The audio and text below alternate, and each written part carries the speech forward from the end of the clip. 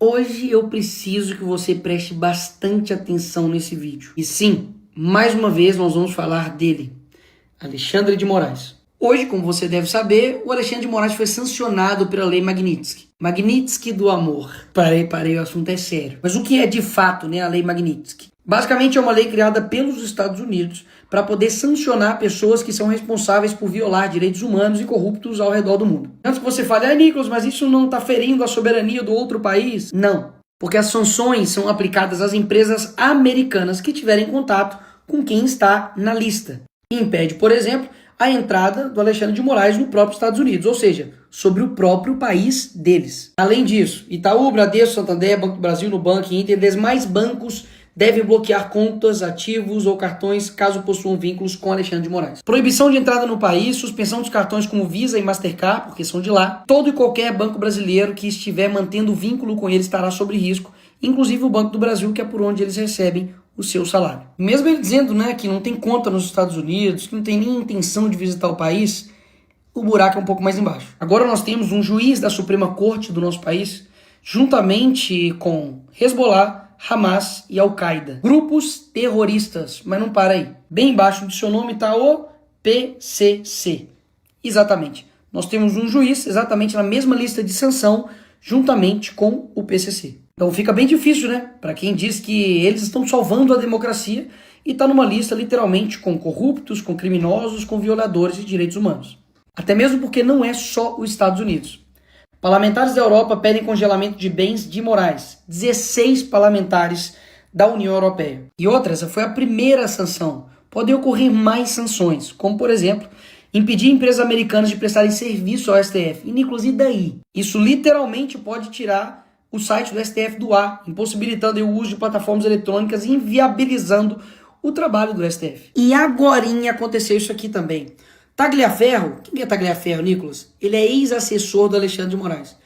Ele disse que Moraes usava gabinete para perseguir a direita, choca um total de 0 pessoas. Mas o importante é que ele decidiu sair do Brasil para poder denunciar os abusos praticados pelo Alexandre de Moraes. Ou seja, todo mundo está ansioso para que esse cara vai falar. Nisso tudo surgem-se 2 perguntas. Nicolas, pesquisei, dei uma olhada e a Lei Magnitsky ela já foi aplicada em outras autoridades e não deixou de ser ditadura os locais onde os Estados Unidos fez isso. Sim, de fato, você tem razão. Mas há um diferencial. Todos esses locais, como por exemplo até mesmo a Venezuela, Cuba, já era uma ditadura 100% instaurada. Aqui no Brasil a gente ainda tem respiros de democracia, como por exemplo falar na internet. Muito embora ele mesmo já tenha derrubado minhas redes sociais. Mas enfim, a gente ainda pode usar por um tempo, Então sim, você está correto. Não é nenhuma bala de prata. Também porque a gente está tentando matar um vampiro. Mas é sim, uma bela de uma rachadura nessa tirania que inclusive foi feita por brasileiros. A Lei Magnitsky é a maior ou única esperança de um Brasil livre de comunolarápios. Olavo de Carvalho. Esse tweet até poderia ser algo assim normal, se não tivesse sido feito em 2020, por essas e outras que eu peço para vocês estudarem esse cara, porque inerrável. E da comitiva de deputados brasileiros, especialmente do Eduardo, que está aqui, que durante muito tempo ficou zoado aí de ser fritador de ovo, que ele trabalhou nos Estados Unidos com isso, que hoje deu uma bela de uma fritadinha na cabeça de ovo. Junto com o Paulo conseguiram essa sanção. E aí vem a terceira pergunta. Eu tinha falado 2, mas enfim. A terceira pergunta. Será que essas sanções vão fazer com que este cara, juntamente com o consórcio e cúmplices, recuem das decisões arbitrárias, sem ampla defesa, da perseguição que está acontecendo aqui no Brasil, principalmente contra a direita? A resposta é: ninguém sabe. E sim, há uma tensão no ar. Porque a gente sabe que o sistema pode revidar com muito mais repressão ou fazer um recurso estratégico. Mas nos 2 casos, ambos são possíveis e perigosos. Por isso mesmo que a gente precisa reconhecer o que está acontecendo externamente, mas não deixar de fazer o nosso papel internamente como Brasil. Eu já te aproveito para poder te chamar para dia 3 de agosto, neste domingo, nós estamos nas ruas do Brasil. Eu estarei de manhã em Belo Horizonte, na Praça da Liberdade, e à tarde estarei em São Paulo, na Avenida Paulista. Nicolas, mas por quê? O que o Alexandre de Moraes fez e o sistema fez de tão horrível assim pra gente ter que ir pra rua? Poderia ficar aqui horas te mostrando, mas vou te colocar só alguns pontos. Primeiro, violação sistêmica de direitos e garantias fundamentais. O Alexandre de Moraes tem marcado prisões preventivas, arbitrárias, 17 anos para quem roubou uma bola assinada pelo Neymar no Congresso. Quebra de sigilo, censura prévia, como fizeram com o Brasil Paralelo, não deixando ir ao ar um documentário. Ausência contraditória, restrição de defesa, basta você ver 5 minutos sobre o julgamento aí da trama golpista que você vai ver tudo isso que eu tô falando. Inquéritos ilegais e sem fim, basicamente ele abre inquéritos sem nenhum tipo de fim, de prazo, e vai prorrogando, e basicamente para poder fazer o Fishing Expedition. Significa fazer uma pesca predatória. Basicamente você vai indo atrás da pessoa para poder ir buscando outras coisas.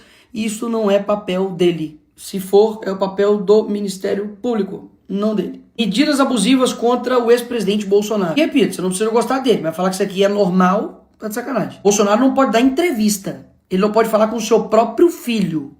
Pô, isso não é ser imparcial. Ativismo judicial para interferir na política econômica. Esse aqui é o exemplo mais recente que a gente tem. O Congresso derrubou o aumento do IOF, o PT recorreu ao STF, que fez um sorteio, o sorteado foi o Moraes, o homem sortudo. Ele decidiu para poder manter o IOF, ou seja, interferindo absurdamente não somente na política econômica, como também no outro poder, que é o legislativo. Censura institucionalizada e perseguição ideológica. Jornalistas, influenciadores, parlamentares, inclusive eu tive minhas contas derrubadas por ele. Toda essa galera aqui vem sendo perseguida, a liberdade de expressão virou alvo sob pretexto de combater desinformação, isso aqui é fake news, e fazendo punições desproporcionais. Quero lembrar que o deputado Daniel Silveira foi dessa forma preso, já está há quase 5 anos preso, e o crime dele foi um vídeo que ele fez atacando a democracia. Sexto, concentração inconstitucional de poder, porque não sei se você sabe, ele é uma multipessoas. Ele atua como a vítima, investigador, acusador, julgador, executor, reúne todas as funções basicamente em um juiz só. E por fim, toda a construção de uma narrativa de trama golpista, que na verdade a gente sabe muito bem que é para poder perseguir quem estava de verde e amarelo. Se tivesse todo mundo de vermelho falando que era esquerdista, invadindo o Congresso, como já foi feito várias vezes, aí estava todo mundo livre e em paz. Isso aqui é somente a pontinha do iceberg, porque eu reuni tudo isso aqui para poder protocolar um pedido de impeachment do Alexandre de Moraes com base nesses novos fatos que nós temos hoje. Ou seja, o mínimo que você tem que fazer agora, depois que esse vídeo acabar, é ir até o seu senador e pedir para ele se posicionar para que ele seja a favor do impeachment do Moraes. E você pode me perguntar, mas Nicolas, por que eu tenho que saber de tudo isso? Sobre Alexandre de Moraes, sobre sanções, sobre todas essas questões. O que isso muda na minha vida? Tudo. Tudo. Porque basicamente durante muito tempo, o brasileiro só vai pra rua quando sente no bolso, né? E é claro que eu quero ter o país com uma economia pujante, com empreendedores, com a gente, enfim, conseguindo viver um país de maneira digna. Mas a nossa liberdade não importa. Mas a verdade e a justiça passaram a ser palavras somente para a gente aprender a escrever um texto? Não, eu não quero ter um país assim. Um país que se preocupa somente com a economia, mas que no âmbito da moral, no âmbito da liberdade, nós somos uma ditadura, uma tirania? Peraí, não é assim que eu imagino um novo Brasil. Então sim, é um trabalho de formiguinha. Conscientizar, falar com as pessoas, ganhar a opinião pública, afinal de contas, nós temos aqui, só isso aqui, só a internet. Enquanto eles têm as universidades, têm os tribunais, tem a Globo, tem toda a mídia tradicional do lado deles. E eu não tenho dúvidas que para melhorar vai ter que piorar muito ainda. E aqui vai meu ponto final. Tudo que eles querem que você faça é desistir, ficar desesperançoso, falar que nada dá certo, que não adianta, mas vai por mim. A gente não pode ter menos persistência do que esses caras. Eles estão há anos, décadas, lutando por um poder. A gente também vai ter que lutar por décadas para poder ter um novo Brasil. Não há mal que dure para sempre. Eu espero que ele já esteja no fim. E se não estiver próximo do fim, que Deus nos dê força para poder enfrentar até o fim.